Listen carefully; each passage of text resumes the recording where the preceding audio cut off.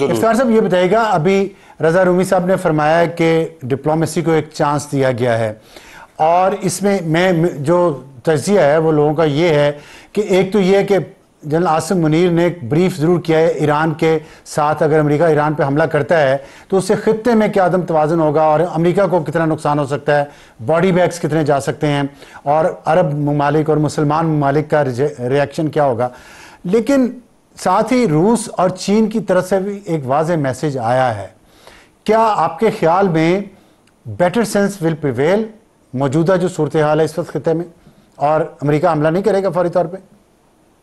अफसार साहब, अगर आपको याद हो तो मेरे ख्याल में गालिबन हम नवंबर दिसंबर में ये बात कर रहे थे, और मैंने आपको कहा था कि पहले पाकिस्तान को जो है वो अफगानिस्तान के लेंस से वो देखा जाता था, और अब जो है वो पाकिस्तान को ईरान के लेंस से जो है वो देखा जाएगा। और वही बात जो है अब हम जून इसके ऊपर जो है वो बात कर रहे हैं। जो आपने बात की ये तो उसका एक एग्जीक्यूशन पार्ट है जो नजर आ रहा है कि जिसमें कहा जा रहा है कि ऐसा होगा वैसा होगा। द एक्चुअल प्रॉब्लम इज कि एक तो जो एजेंडा है रिजीम चेंज के हवाले से ईरान में, वो विदाउट बूट्स ऑन ग्राउंड जो है वो नहीं हो सकता। तो जो आप चाइना और रशिया की बात कर रहे हैं वो बेसिकली बूट्स ऑन ग्राउंड को बर्दाश्त नहीं कर सकते। जब तक वन ऑन वन चलेगा इसराइल और ईरान के दरमियान में, इस पर कोई बड़ा रिएक्शन जो है वो इमीडिएट फ्रेंड्स नेबरहुड्स में नहीं आएगा, क्योंकि ये समझने की जरूरत है बैकग्राउंड में कि ईरान के दो स्ट्रेटेजिक एमओयूज हैं या सिग्नेचर्स हैं दो कंट्रीज के साथ। एक रशिया के साथ जो 25 ईयर स्ट्रेटेजिक एग्रीमेंट है, और एक चाइना के साथ है जो 20 ईयर स्ट्रेटेजिक एग्रीमेंट है। और अगर आप उन एग्रीमेंट्स को देख लें तो उसमें क्लियर है कि फॉरेन इंटरवेंशन जब तक बाय बूट्स जो है वो नहीं होगी ऑन ग्राउंड, तब तक जो है ये ममालिक जो है वो साइलेंट रहेंगे, लेकिन उसके बाद साइलेंट नहीं रहेंगे। That's the first part of your answer. दूसरी जो बात है, जो डिप्लोमेसी की बात है, वो ईरान के हवाले से है।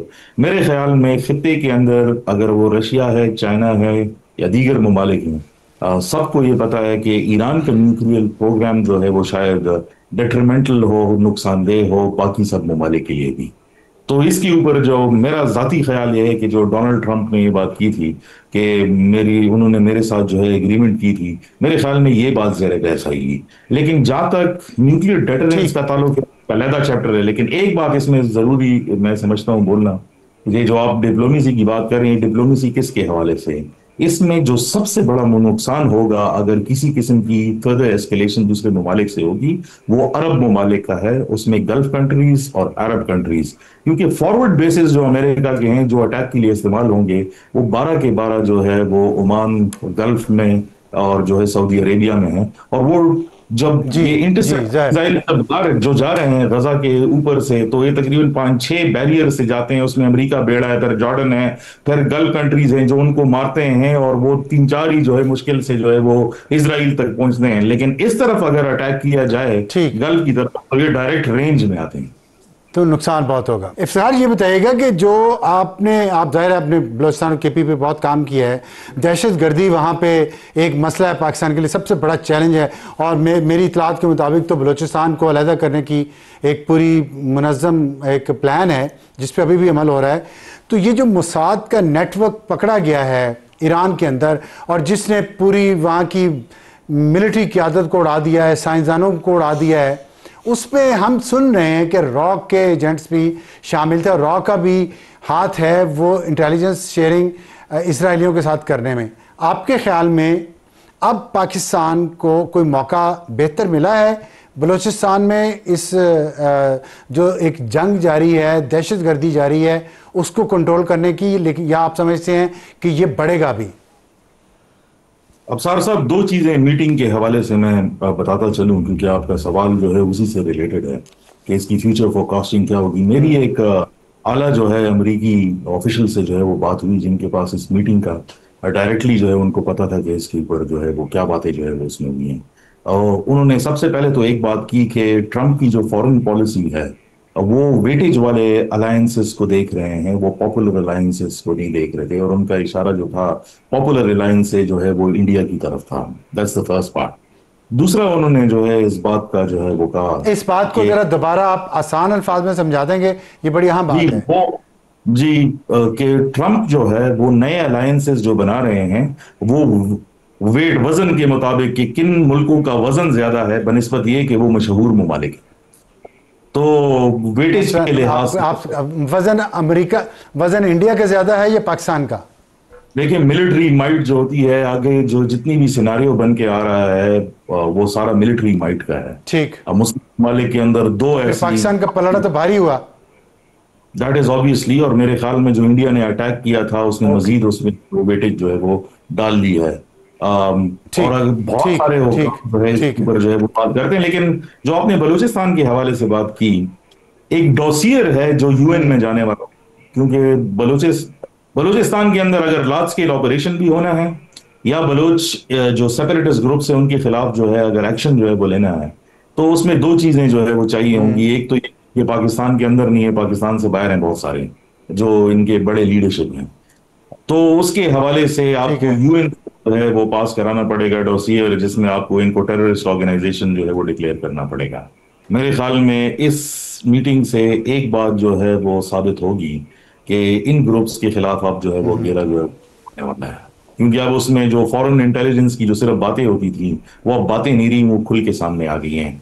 और वो सिर्फ फॉरेन इंटेलिजेंस नहीं है अंसार ठीक। साहब, वो जो टेररिस्ट एंटिटीज हैं, सारे। अलकायदा, इस्लामिक स्टेट, आप सार साहब, ये जो इस्लामिक स्टेट, टीटीपी और ये सारे हैं, इनके साथ भी इनके लिंकेजेस आ गए, वो सब उस डॉसियर का ऐसा, यू विल वेरी सून सी कि यूएन से ये जो है वो पास होने वाला है। सेकंड पार्ट है कि कश्मीर के ऊपर जो अभी इंडिया को एक्चुअल तकलीफ होने वाली है वो ये है कि जब ये डायलॉग खुलेगा, बिकॉज उन्होंने तो कह दिया था साहब कि हम बात नहीं करेंगे, और फिर ये इस बात पे जो है अब सीज फायर मानने से, आपने उनकी फॉरेन सेक्रेटरी की जो है वो वीडियो स्टेटमेंट जो है वो देखी, जिसमें उन्होंने दोबारा वही बातें दोहराई और ऐसा लगा जैसे उनको बैक कर रहा था, which is clearly an attempt to sabotage the entire process. लेकिन असल तकलीफ जो होने वाली है और जो असल प्रॉब्लम बनेगी इंडिया के लिए वो अभी बाकी है, जब कश्मीर के ऊपर जो है एक्चुअल टेबल पर इंडिया को फोर्स करके बिठाया जाएगा। ठीक।